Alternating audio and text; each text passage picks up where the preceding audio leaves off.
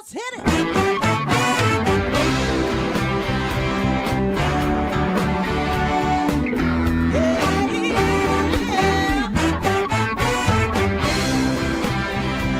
Well, hi, everyone, and welcome to Alzheimer Speaks Radio. I'm your host, Lori La Bey, and I'm so excited that you're joining us today.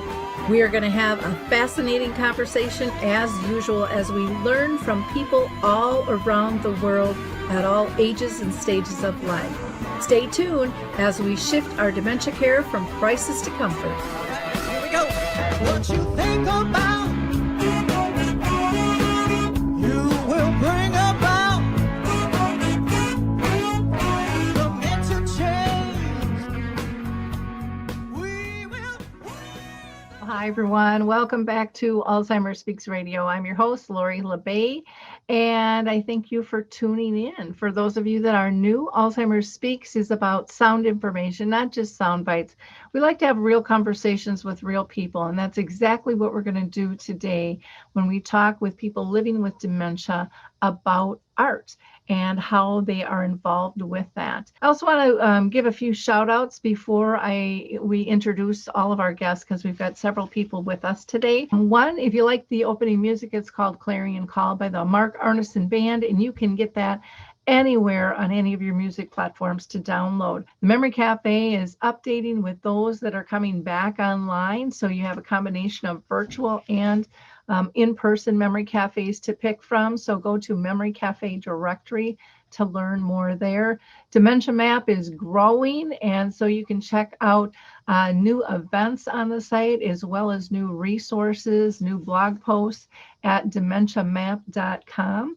And Coral Health is still letting you download during COVID 2 of their apps for free, Music First and Coral Faith. So don't forget to check them out. And then there's the footbar walker that was built by 2 friends for 2 friends to help reduce injuries and falls and lighten the load of using a walker. So go to thefootbarwalker.com and check them out. If you didn't hear, we just had a show on Lorenzo's house, which also has a youth camp coming up on June 21st. So make sure you check that one out.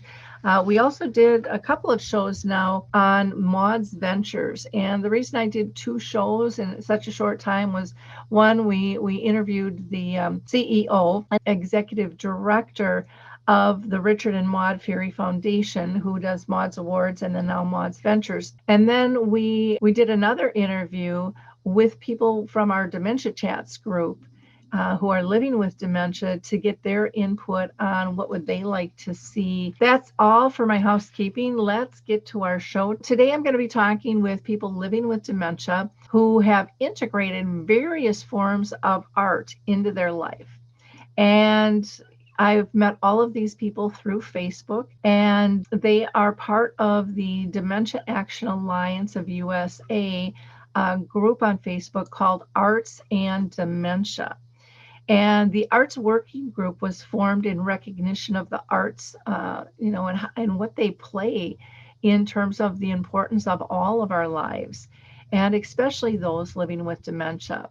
And this is a group that can bring people together from diverse communities that are all living with dementia or supporting them via the arts. You are going to hear some and see some amazing art that they have created. And most of them will say they're not artists, but I think when you see these pieces, you will disagree with that. And then I have to give thanks to Donna Newman Blunstein with Dance for Connection. She is one of the moderators of that Arts and Dementia group by Dementia Action Alliance, and she helped me coordinate and pull this together.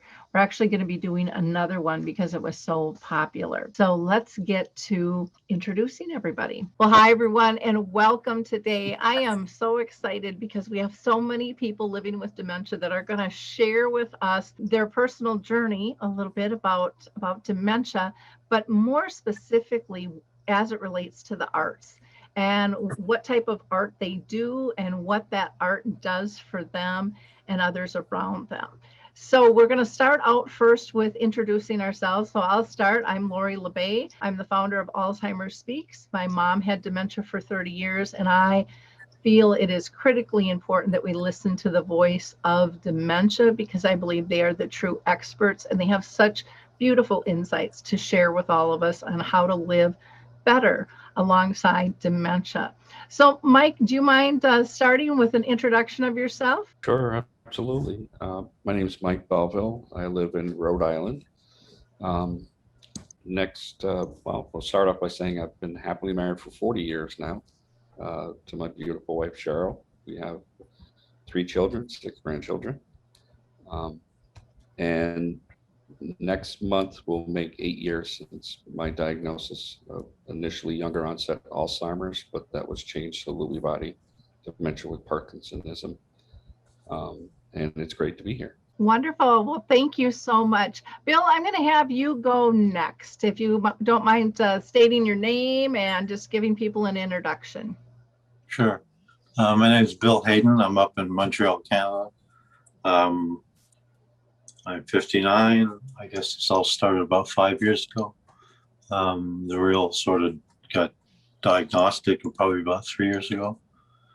Though because of COVID, I'm still waiting for a number of tests to really nail it down. Anything else I'm supposed to say? Sorry, memory's not too good. Nope, that's great. And Cynthia, I'm going to have you go ahead and introduce yourself. Hi, everybody. I'm Cynthia Hewling Hummel. I'm a retired pastor living in Elmira, New York. I was diagnosed with amnestic mild cognitive impairment due to Alzheimer's disease in 2011. And I'm very active with DAA, and my passion is Alzheimer's research. I love making art. Wonderful. Thank you. And Julie, how about you? Hi, my name is Julie Hayden, no relation to Bill. And I come from Yorkshire in the north of England. And I was diagnosed 4 years ago, just celebrated my anniversary. And with young onset, Alzheimer's type dementia is the closest they ever got. And I'm completely new to art. I only started at the beginning of lockdown last year, so I'm a newbie. Okay, great. And Terry, would you please introduce yourself? Hello, I'm Terry Montgomery, and I am living with early onset Alzheimer's. I was diagnosed in 2015, so I'm going into year number 6. Yeah, and let's see, how do we get here? So basically, I'm adapting to the disease. We take it day by day. I try to be as cheerful as I can, and some of that, when I really need to get something done, I'm really glad that we're here today to tell a little bit about that, how art makes a difference with it. And I'm very active with DAA. I have a clan of a family. We have a combined family. I heard Mike said 8. I don't know how many we have. I think it's 13. So I can't do all of that math, but it's a pleasure to be here today. Wonderful. Thank you. And Pauline. Hi, my name is Pauline Gordon, and I was diagnosed with vascular dementia 9 years ago at the age of 57. I live in Ohio with my husband, and I'm very active with DAA. I'm on the board of directors and the advisory board, and I'm just happy to be here. Wonderful. Thank you. And True. My full legal name is Truthful Loving Kindness. My symptoms started dramatically in February 1999, lost my job, lost my driver's license, etc. But then they slowed down. Current diagnosis is mild cognitive impairment with Lewy body and vascular symptoms. And I blog and I forgot what else because I forgot my cheat sheet. You are very active. I will say that, and I'm thrilled you're one of our dementia chats experts as well there. So thank you. And then, Kareen, why don't you go ahead and introduce yourself? Yes, my name's Kareen King, and I just moved to Lawrence, Kansas from my husband's boyhood home. And I actually work at 2 different retirement communities as a creative engagement specialist. And I work with people who live with dementia.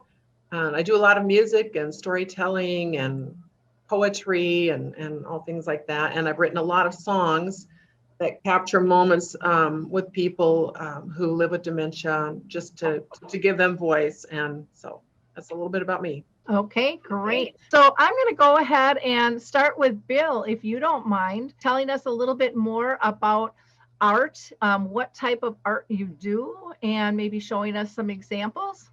Prior to all this, I was actually in the software related to drug discovery and research, which is kind of ironic because now I'm on the other side and it's a lot different.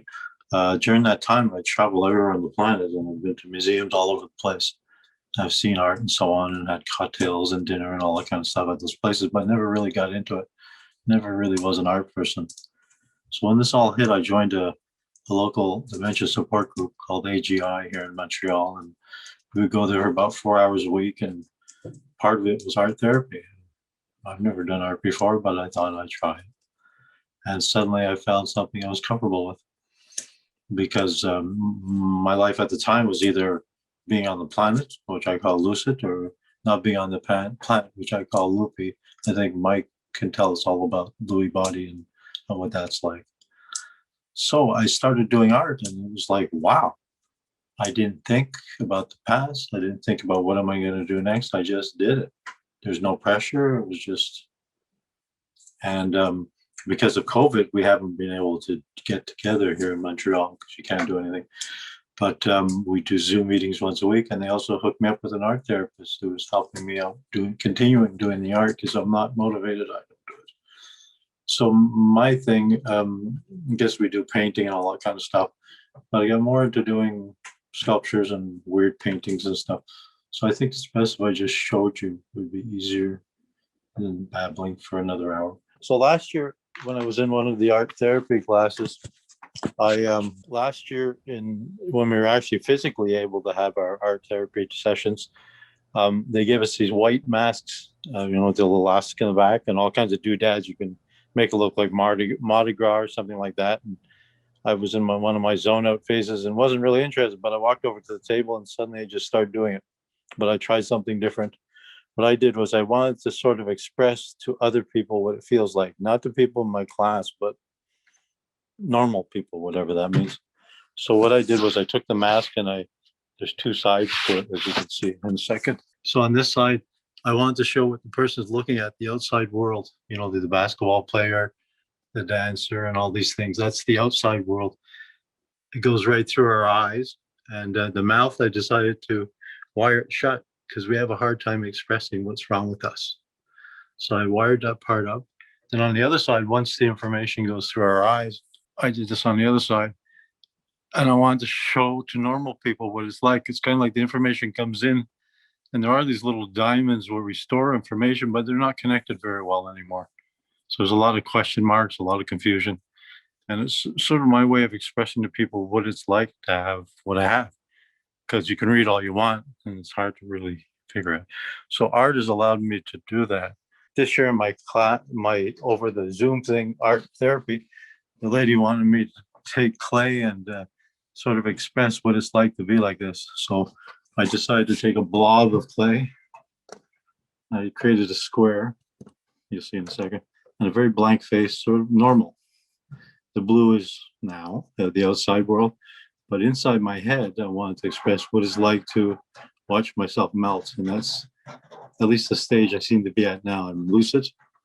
I'm cognizant of what's happening to me, but I am watching myself get worse, memories dissolving and fading and that kind of thing. So it's a person, but on the inside, which nobody sees what it's like for us on the inside. We're melting. We're watching ourselves disappear. All part of what we're going through. So that's sort of what I do. I do a lot of other types of art too, more fun stuff, and just to keep myself active and involved and so on. The hard part is being motivated. It's just this, not that I'm depressed, I just, yeah. But I was lucky to find this therapist during the summer and during the spring. That kept me going. So that's sort of what I try to use the art as a way of expressing myself, because I'm not able to much anymore speaking wise.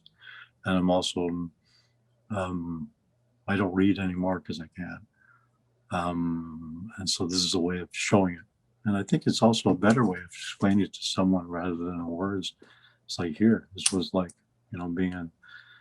being this blank face with absorbing information that doesn't really go anywhere. Well, I really appreciate you sharing that, because the visual is really strong, really strong. And it is something I think easier for people to process and think of it in a new way. One quick extra that came out of all this is my dad is in an old folks apartment, I guess. And because of the quarantine, at least here in Quebec, you're not allowed leaving your room for more than a year. It's crazy. And so he heard about what I was doing. So my sister started getting these coloring books and these pictures and everything. And he went hog wild. It was amazing. This is a person who really hasn't done any of this before. So I'll just quickly show you. Like, he colors, but you get pretty serious about it. I have a hard time coloring in the lines. So he does this kind of stuff. He gets really into the details of the bird, and it becomes an obsession. But it's oddly enough, just because you heard about what I'm doing, he got into doing coloring. That's how he passes his time. It seems to have kept him sane during these crazy times. Are those pre-designed things that he's coloring in, or is that? Yeah, they're blank drawings, I guess. But then he goes and he mixes colors with paint, and he gets really heavily into this, and he just does a really good job. It's quite amazing. But it gives him something to do, and he feels he's learning new things and doing something, because he has Alzheimer's and a little bit more progressed than I am. Well, a lot more progressed than I am. So at least he has something he can show and interact. And it's his stuff, and he's still a person, which I think is the hard part for all of us. Thank you for sharing, Bill. I'm going to go to Pauline next, if you wouldn't mind sharing what you're up to with art. Sure. I never was very good at art. Art was always my worst subject in school, and I think they passed me just because they were kind. And it wasn't until I had dementia that I started looking, and I quit working and started looking for something to do with my hands. I think I quit smoking at the same time, maybe too. And I started looking for something to do with my hands, and I started coloring. So here's kind of an example of some of the kind of coloring I do. It's usually very intricate patterns, a lot of patterns. And here's a pretty flower. And here's a bigger type. I like the blues a lot. And so those are the kind of things I color, but I really can't draw anything. I really don't have that ability, but I enjoy coloring so much because it relaxes me. And when I'm nervous or I don't have anything to do or I'm bored, it gives me something to put my focus on and calms me down quite a bit. So those are some of the reasons that I like to color. And I've been doing it now for several years. I've got books and books. Now, have you found through this coloring, is that something that you did prior to your dementia? No, just afterwards. Okay. And what kind of response are you getting from family when they see your art? It's gorgeous. They like it. They are puzzled that I just sit down and I get so involved in it, in the intricacy, because I do a lot of detail work. And they're just kind of amazed that I get so involved in it. But it really takes me to another place, and it relaxes me. It takes a lot of the stress away from me. And it just kind of makes me feel good because I'm producing something that's pretty. That for sure it is. Thank you so much for sharing. Terry, I'm going to go to you next if you want to go ahead and unmute yourself. Okay. What I like to do is write. I'm a little bit all over the place still a little bit. As far as art and drawing, painting, I'm not really good at that, but I'll try. So I stay in the field of either writing or either pictures. I love pictures, putting them like in a collage or using them in some type of way. To give you an example, oh, and I love sunglasses. I love sunglasses. I forgot that. And that I'm always prepared. I have every type of sunglass you could ever imagine. So since we're talking about it, 2021, I'm good. And I do wacky things like this. And the reason why is because when I'm having a really, really down day, I want everyone else to look up to. So I look for pictres that places I want to go in my mind. Probably never get there. So I create a collage of pictures. And then I'll write. I'll just read this real quickly. And this one, I learned because I can be a little long-winded. But so I'm just gonna do the gist of maybe like a paragraph or two of this, okay? Because I am a little long-winded. This recommendation would hopefully stop all the stabs, which in turn would avoid us from accumulating scars. I'm like in the middle. I realize someone is saying stabs, like stab wounds. I'm not clear what you mean. So stabs means stop talking about bad stuff, which is negative stuff. Stop speaking negative. Stop negative rhetoric. Stop neglecting yourself. Stop bad-mouthing yourself. Stop putting things off you want to do or need to do. Just stop. Stop underestimating what you can do. Stop thinking the worst. Stop overlooking your blessings. Look for, I guess it would help if I could see. Stop focusing on trying to be perfect. The perfect size, the perfect teeth, the perfect score, cook, sportsman, fill in the blank. Can't just being alive be enough? I'm just saying, at least we are not on a ventilator. But so many of us, by no choice of their own. And the list goes on. So instead, love ourselves, cherish our abilities, cherish who we are, and do what we know and who we are. I'm going to stop there, but that's kind of a gist of it. It's just trying to be positive. And that concludes my art. I'm all over the place. Well, Terry, I have to tell you, just from what I have seen with you, you are like this bright, shining light. You come in and you constantly lift people up, with the work they're doing. If they're having a down day, it's like Terry to the rescue. I mean, you are just one big, warm, fuzzy, lovable human that just, you're just this bright, shining light. And so that's what I've seen from you. We've not met personally. That's what I feel from you right now, just in terms of talking. But just being a voyeur on Facebook and seeing you out there, you are always lifting. And I love your acronym of STAB. And I think in this world, especially on top of dementia, but just how chaotic the world is in general, people need that positive spin even more. So keep up your writing. You're making a huge, huge impact, as everybody in this group is. So thank you. Mike, I'm going to have you go next, if you don't mind. So I'm trying to remember exactly what the questions were, but as far as art, I mean, I've always loved art, as a kid going through school system, of course. And I used to draw quite a bit when I was a kid.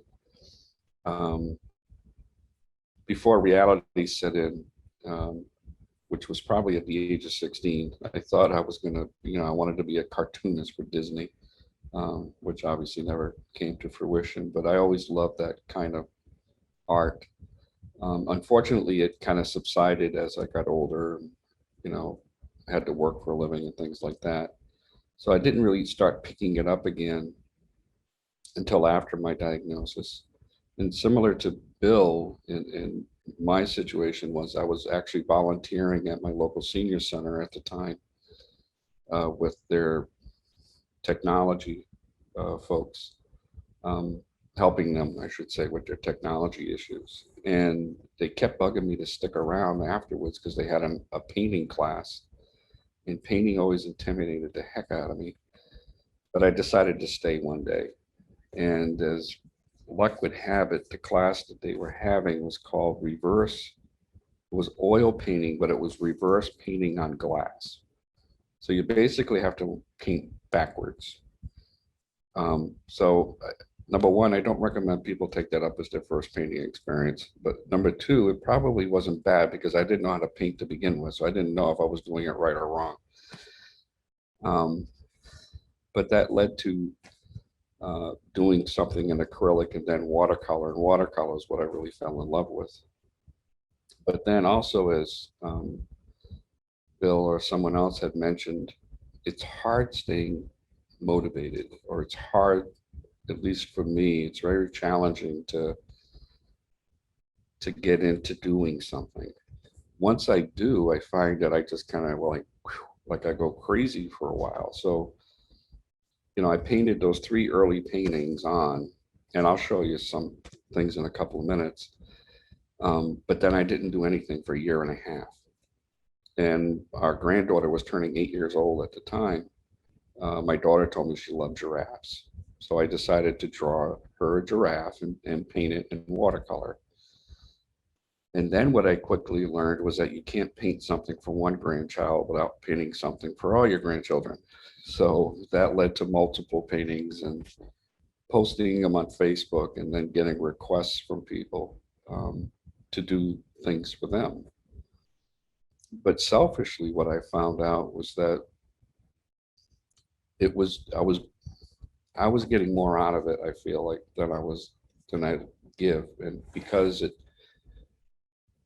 really took away everything else. Everything else just kind of melted away while I'm drawing or painting. And I've moved on from watercolor. I've done a couple of acrylics, even colored pencil. It really helps with my anxiety, my depression. And at the same time, it makes me feel like because I'm always, anything I do, I'm always doing it for someone else or giving it to them. So I feel like I'm giving them a piece of me, you know, while I'm passing that on to them and hopefully making them feel good or happy in the process.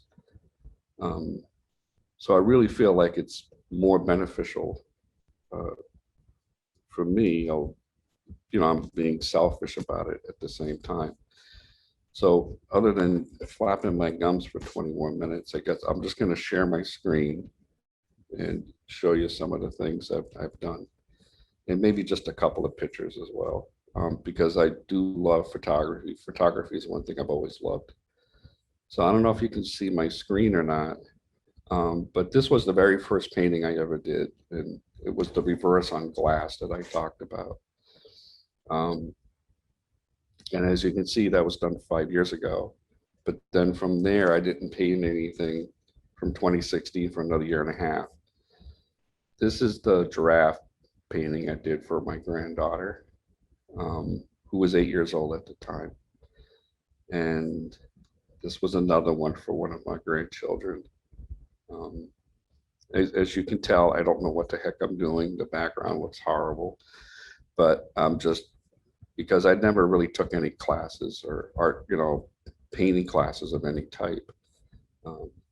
This is one I did for my grandson. He loves dogs and he wasn't able to have a dog yet. So I painted him. He loves pugs. This is one that I did not long ago for a dear friend who also has Alzheimer's and lost his dog, and I wanted to paint something for him. This was an acrylic painting. And this is one that I did for our youngest grandchild, who just turned over a year old. This is one that I did in colored pencil, which I'm really enjoying doing colored pencil work now. I love the work Pauline does, and I think that inspired me to doing pencil work. But I'll stop sharing that. And again, I really think it's selfish on my part doing the work I do, but my biggest challenge is getting motivated and staying motivated to do it.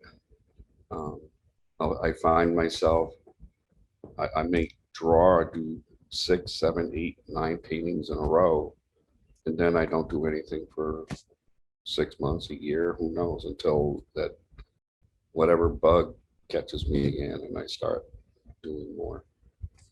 But I really do find it therapeutic for myself. And when I am involved with my art, my wife Cheryl can really see a change in me. So hopefully I can find a way to keep that button turned on, because it is very good for us. I mean, the pictures you shared with us are amazing. And it just, even when you said, well, you can tell I can't, I don't know what I'm doing. And I'm like, no, I don't see that at all. When I look at your pictures, I see amazing. And thinking, I wish I could do that. And when you showed the one of glass, your first one, mine wouldn't have been even close to that. I mean, it was just like, holy cow. Do you find when you do this, I know everyone has been saying that, they find it reduces stress, but do you find that it drains you at all to do this, and that you have to re-energize in order to go back to it? No, it's a great question. I really don't. And there's plenty of times where, Cheryl will come tapping me on the shoulder because it's 3 o'clock in the morning. And because I just get so lost into what I'm doing that you lose track of everything, obviously time included. And,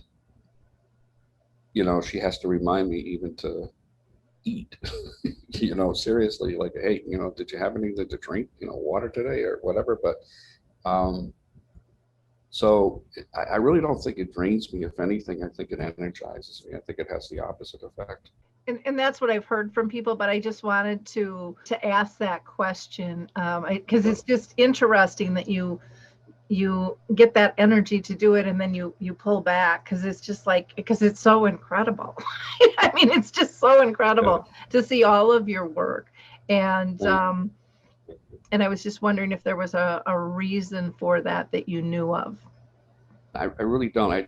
For me, the biggest, my question has always been, and I don't know if there's ever been any research done to it, but, and I'm sure a lot of people with more experience feel the same way or not, but it's almost like the biggest challenges I have with my diagnosis are left brain executive function.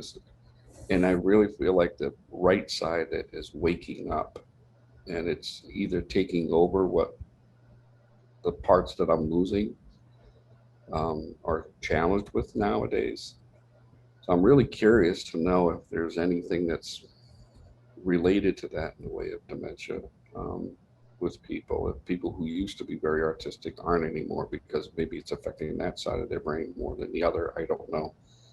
But that's always been something that's been curious that I've thought about. Again, I'm not sure, but yeah. Well, and I wonder if it could have something to do with, a lot of times, depending on where you are in your diagnosis, and everyone's is different, needless to say. But if there's a reflection of lessening of inhibitions, like, I got nothing to lose, I really don't care what anybody says anymore at this point. I'm going to try it, because I think of kids, and kids don't have that inhibition. They don't worry about being judged because they haven't even learned that somebody's doing that to them. But as adults, I mean, that's kind of ingrained in us. And so I wonder if there's something in that mode. I just think of, with my mom, and she didn't do the arts. I wish she would have stepped into that more. We didn't really think of it, but I still will never forget the days she would watch my daughter and I would come to pick Danielle up, and they would be coloring and they would both hold up their pictures and you couldn't tell who was prouder, my mom or my 3-year-old. I mean, it was such a joy to see that connection, and they were just both in their zone. And, I just thought that was brilliant. And I think the other part too is it's been a gift because I've been able to share that with my grandkids. And so when they come over, we have an art station set up. They show me all their latest drawings and colorings and paintings and things that they've done. And like you said, they're just so proud of it. So it's been a great process all the way around. That's something I definitely highly recommend. And like you said, there's no inhibition. So just go for it and enjoy yourself and have a good time. Well, and I like that you brought up the intergenerational. I mean, art everybody can do, and we all adapt, and beauty is in the eye of the beholder. And so there really is no judgment. There's no right or wrong when it comes to art. And that's, I think, very, very freeing. So thank you for sharing. Cynthia, do you mind going next? I'm happy to go next. I'm going to apologize. My neighbor decided to mow the lawn. So I hope it's not too problematic. If it is, maybe we can figure something else out. I want to start by talking about my mask art. Like Bill, I create masks. And it was in 2017, I was in an art class for people living with dementia and care partners. We were invited to make one mask. And I decided to create a mask to talk about what it felt like to live with early stage Alzheimer's. And so this is a mask of love. It's called Love Remembers. But it wasn't enough for me to create one mask. I created 36 masks. And I then wrote a book about my masks. I took pictures of all of them. And there's a story to go with each one of my masks as to, what prompted that mask. It was 2 years ago that 10 of my masks were on display at the National Gallery of Art in Sweden during a dementia conference. I think it was about 2 years ago that I saw an ad in the paper for an art class in the Senior Citizens Center. So I started going to that class, and we did, paintings with acrylics and watercolors. And I really have enjoyed doing that. And of course, then COVID came. So I was so grateful for the Memory Makers, a program that's in my area where we do online art. We paint every week. And so I've just been experimenting with a lot of different things. And lately I've been painting with coffee. And for those who might be interested, I just use instant coffee and I mix it with a little water, and I create different pictures just within different strengths of coffee. So that picture was, I think, one of my first, and I just had a lot of fun painting with coffee. So I love taking pictures as well. I won a contest, I think it was 2 or 3 years ago, the Baba Diane Fund, that had a photography contest for people living with dementia, and I won a prize for that. So I love all the arts. I sing in a band, and we're singing out now for the summer. We had our first gig this past week. We sing classic rock and roll, country, a little bit of everything, and we'll be performing almost every weekend in Sodas Point. So the arts really make me come alive, and I find it very soothing to paint and to just kind of get lost in my art. Wow. Do a little bit of everything. Have you always been involved in the arts, or? I've always been a singer, and I've always been in a choir. I've always enjoyed performing, but I've never done any visual arts until recently. And that was out of that class that was for people living with dementia. And it was like, all right, now I'm a person who just loves doing it. And once I get started on a project, I had my 36 masks all over my house at one point when my daughter came home to visit. And some of them are a little bit disturbing or difficult to look at. And it was like, Mom, do we need to talk about this? But it's really been a wonderful opportunity for me to teach mask making. And I've taken my masks all around the country, and I've presented at medical schools. I've taught mask making in art centers. And it's a way to talk about what's going on with us. In my case, with my early stage Alzheimer's, but it's been applied to other situations. I enjoy doing social art as well. I did a big exhibition on domestic violence by painting T-shirts that reflected the experience of people who were living with domestic violence. As a retired pastor, I used to work with women who were in abusive situations. So I enjoy doing that social art too. Wow. Amazing. Thank you for sharing all of this with us. I just think it's incredible. And I love how it's being embraced and pulled into conferences, and that your art is going on tour. I think the different mediums are so important to really get people to understand. I mean, I look at, at Bill's art and the melting, of the head inside and the masks. And like you said, every single one of your masks has a different story, and your daughter going, Mom, I'm a little worried about this piece, but it allows those conversations to be had instead of being ignored or swept under the rug, so that everybody can learn and get on the same page. So thank you so much for sharing. Julie, how about you? You want to go next? Hi there. Wow, I mean, I'm just blown away by everybody's art. It's absolutely fantastic. Yeah, I mean, prior to lockdown, I was just concentrating on the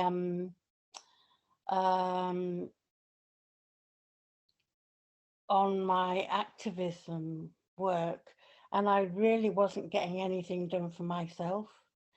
So when lockdown came, the thing is that I live alone, so lockdown for me meant that I was having to live like a hermit, really. And the only involvement I was getting was with meetings and groups online. One of my friends over here who's really good at art, a lady called Frances Isaacs, decided she would get a group of us together and teach us how to paint watercolors. And our initial reaction was, oh my God, we can't paint, we can't draw. Because we'd all been told the same thing as we were growing up. Because we can't produce things which look like a picture thing by camera, then you're rubbish at art. And she was able to say, no, it's not like that. That,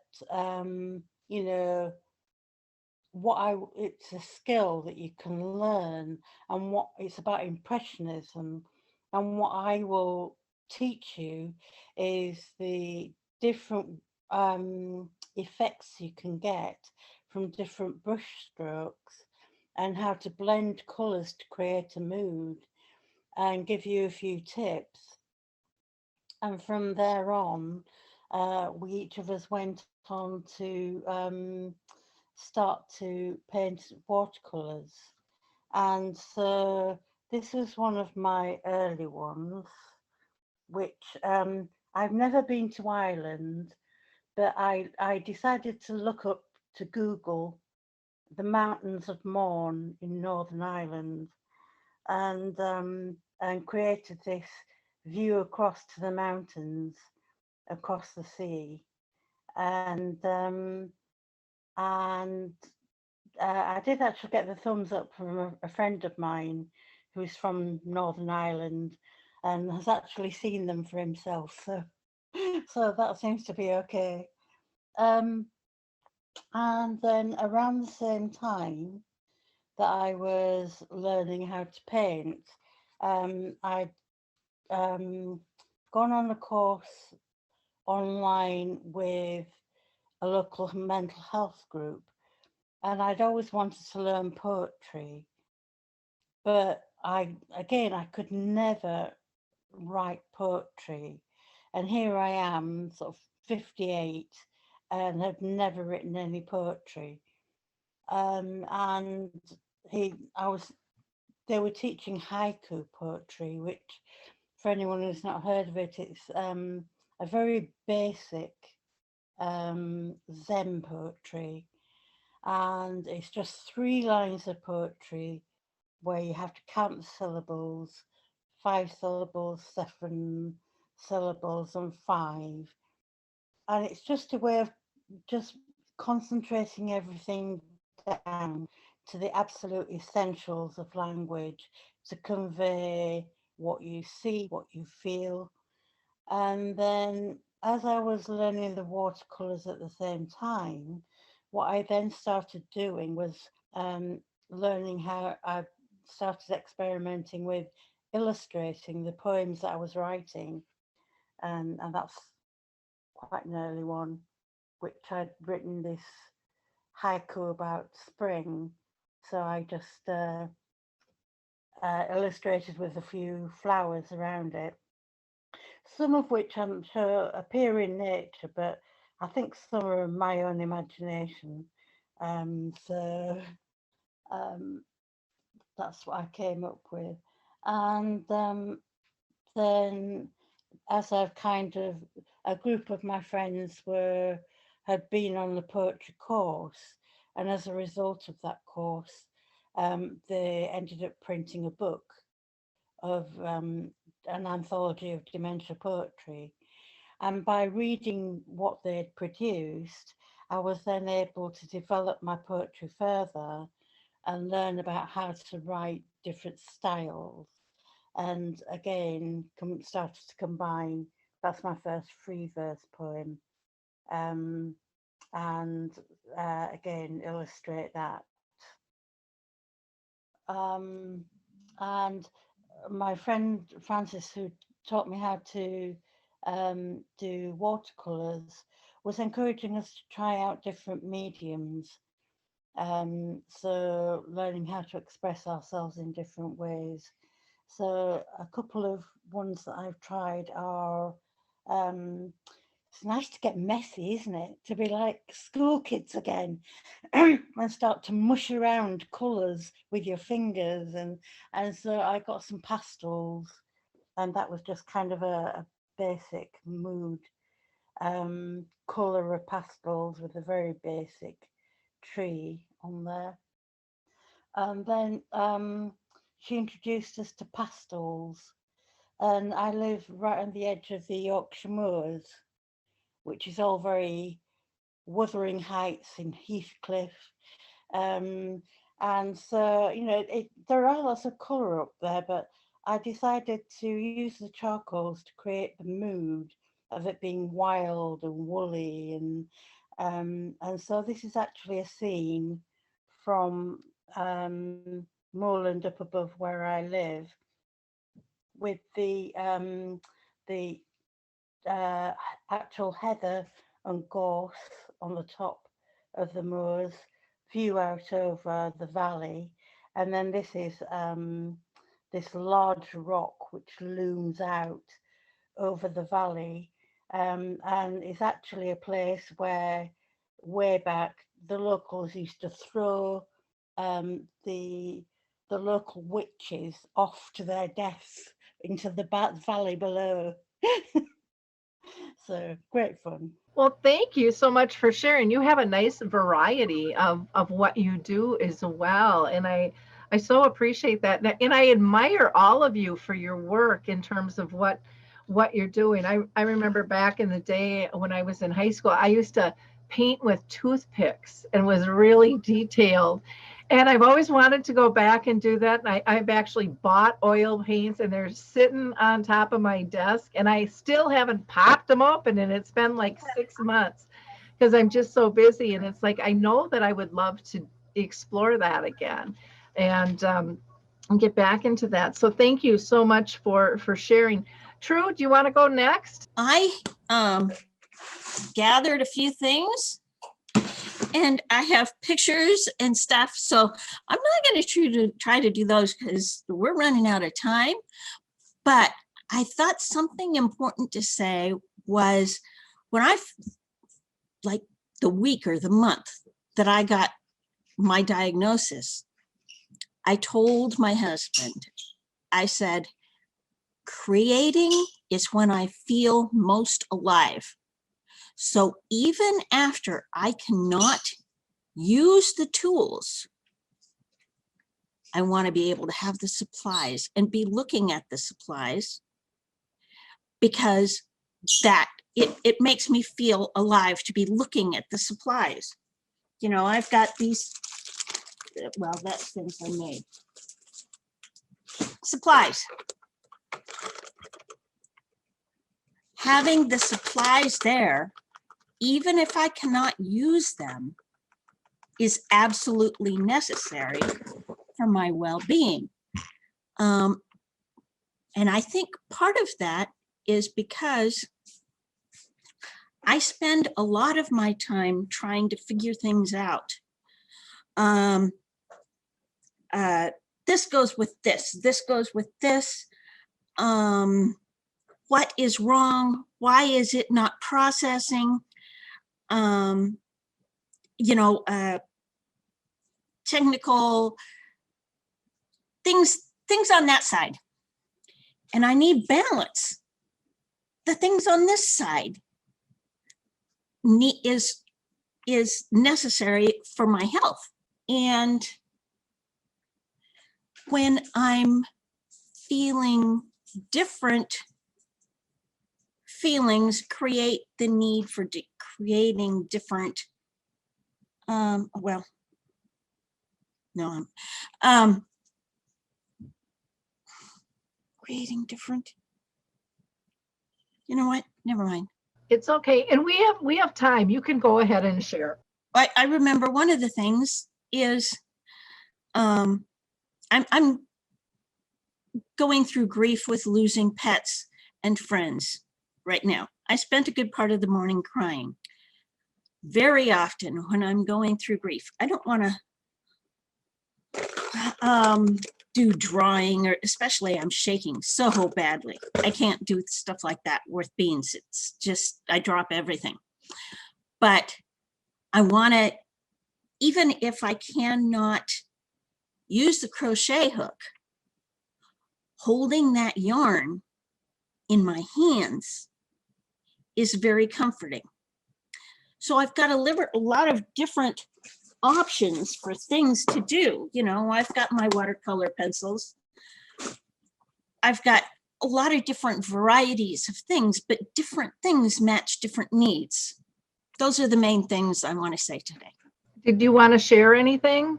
Any types of art? When I first started having the problems of my, what I call the hole in my lip, not being able to eat without it all, my drink, my stuff all landing on me, I made a number of these aprons that I could just easily slip over. And then it's got the tie here that I could pull in for that. Well, I can't do that anymore. I can't use the sewing machine anymore. So that's when I started making these. It's got a panel for when I drip to be easily, it's connected with little clippies. And it just goes over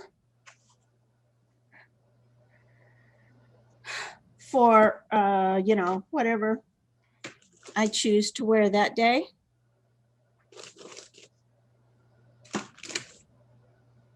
And different designs. This one doesn't have, it ain't right. Too short.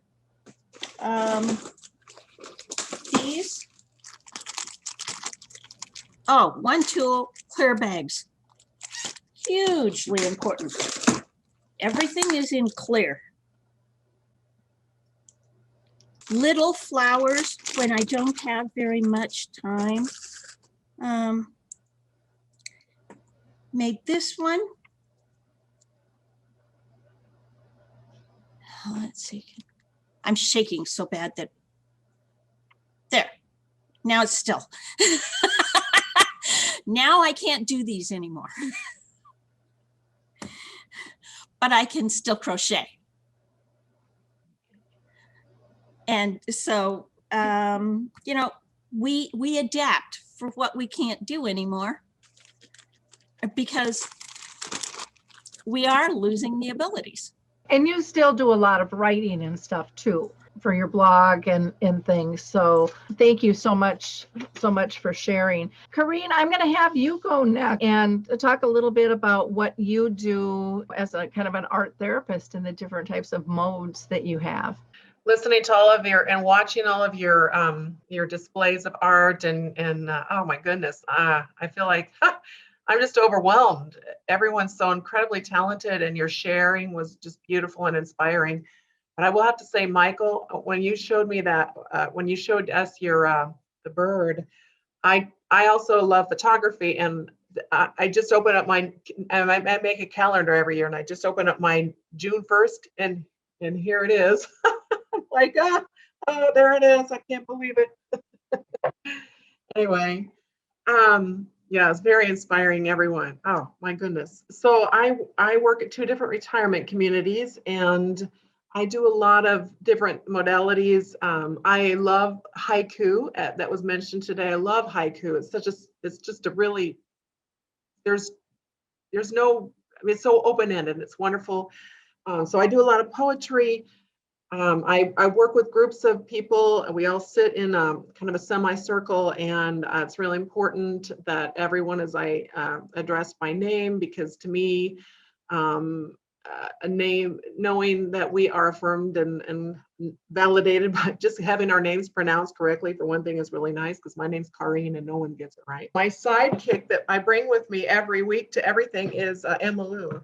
I didn't know I had so many friends.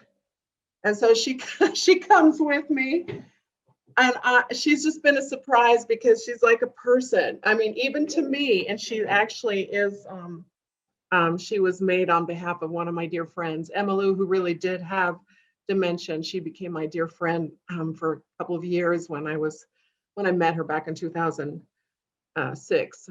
Anyway, so we always do a new topic every week. We explore this topic, whether it's a famous person or an interesting event, and we just explore it with storytelling, poetry. I have do a lot of creative improvisation. I love that. And sometimes using the dry erase board and doing art, and sometimes we'll do a collective cartoon together. There's just a lot of different, and plenty of music. Donna had mentioned that you were going to maybe share a song that you had produced.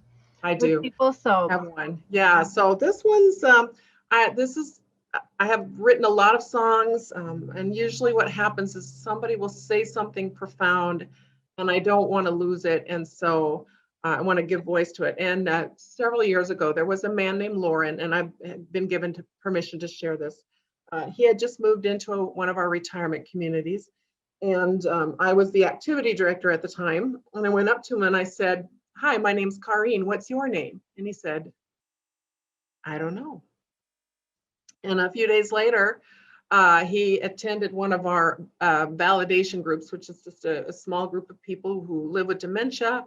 And we, it's just a really connecting group. And we usually just explore one simple question and kind of see where it goes. And the question of that day was, who here has been married?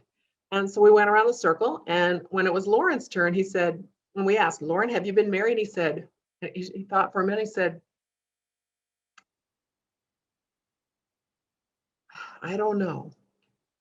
Come to think of it, nah, I don't think so. I'm too tight." And everybody chuckled. And then I looked up his social history and realized he'd actually been married for 50 years.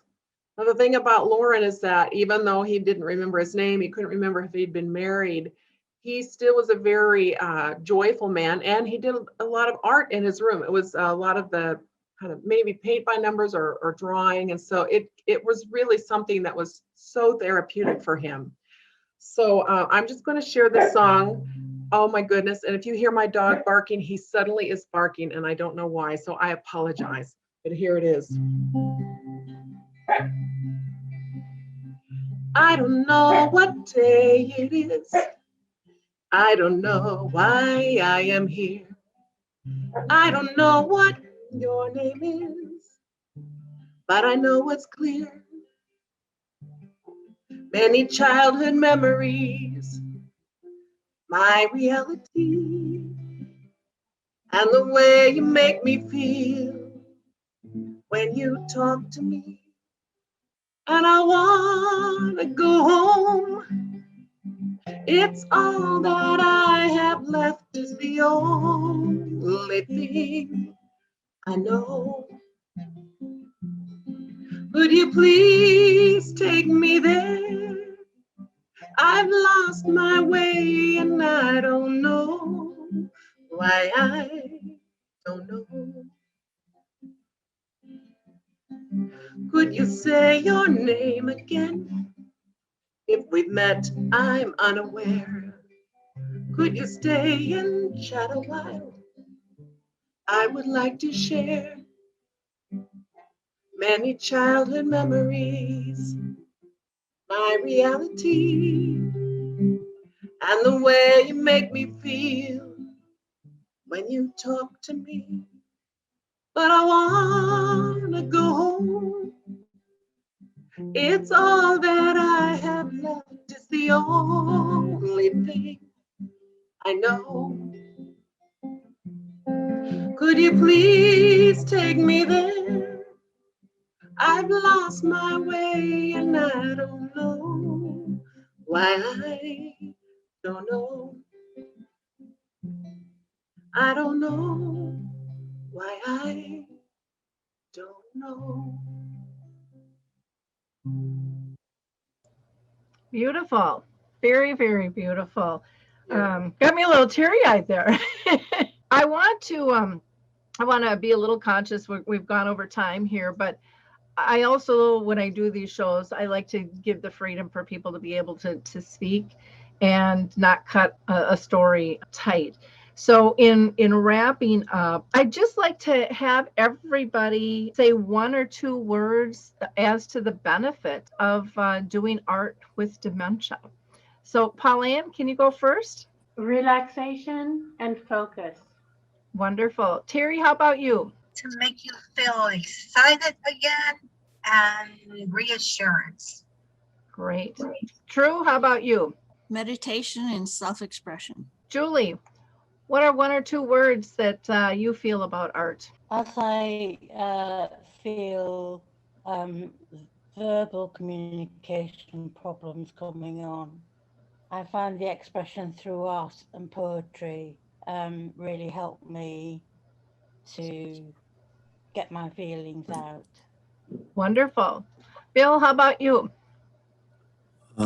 Being able to explain what I'm going through to normal people, and also being for myself living in the now, because when I do it, it's another dimension. I thought I was either the way I used to be or the way I am now. This is kind of like something at a right field, left field, whereas completely different. I only do what now. It's only living in the now, truly, which is something a lot of people spend lots of time and lots of money to live in the now. But this has allowed me to do. Wonderful. Mike, how about you? I apologize if it's more than a couple of words, but it's a phrase that I've kind of come up with, and it's might sound funny at first, but I believe the number one prescription doctor should be giving a person with a dementia diagnosis is social engagement. It's not a pill. Yeah. We do take our medicine, but art for me is a form of social engagement. So it's something that's meaningful and purposeful to me. I totally agree with you on that. One of the things I kept hearing from all of you was it kind of reduced the stress, made you feel more productive.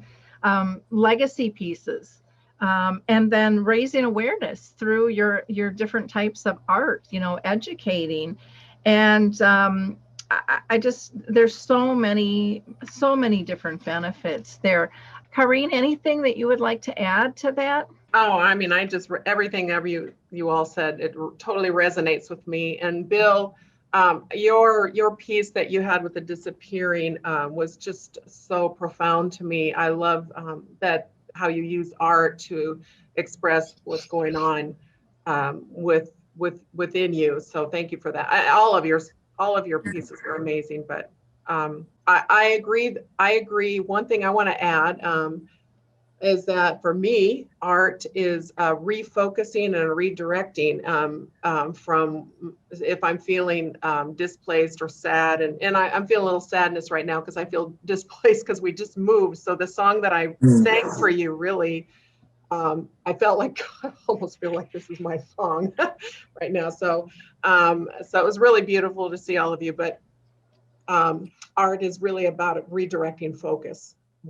And that's really important. So thank you all. Yeah, that rebalancing. And the thing I love too about this show was there were so many different modalities used. And again, we didn't even get into movement. And I mean, there's so many more modalities. And then within every single piece, I mean, I think it was Cynthia that was talking about painting with coffee. I mean, who would have thunk?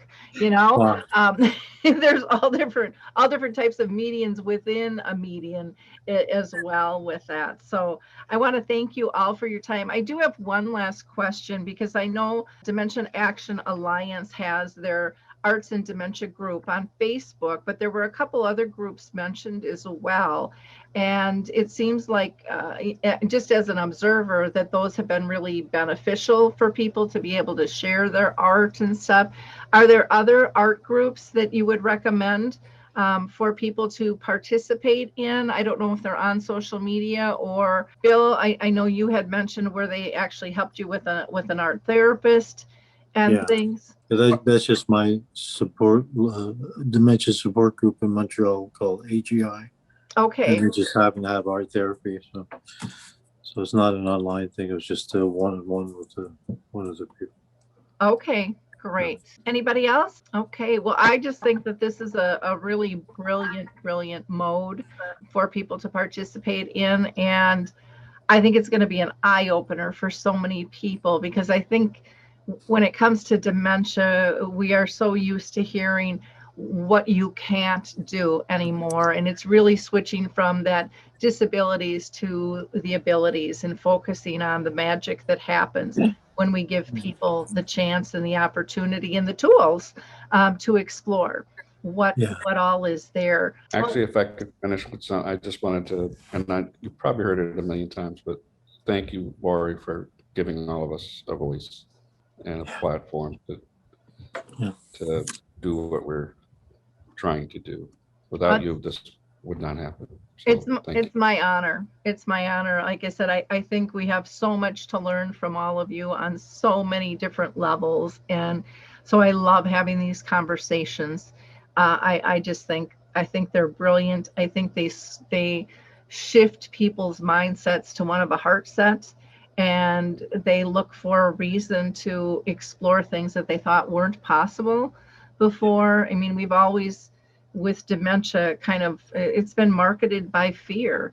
And this gives people hope. This gives people opportunity. This gives people purpose. I mean, I've seen some of the comments just on Facebook with the art, and I think, oh my gosh, that is filling my heart. I can't even imagine what that's doing to the artist, to hear what other people are seeing from the art. And again, it's just a beautiful thing. So I appreciate you all sharing in such great detail, because this is all really personal stuff. But I love that you're stepping out in public. Check out DAA, go on Facebook, type in Arts and Dementia, and you'll go right to the group. So thanks, everybody. Appreciate it. Well, take care, everyone. Take care. Bye-bye.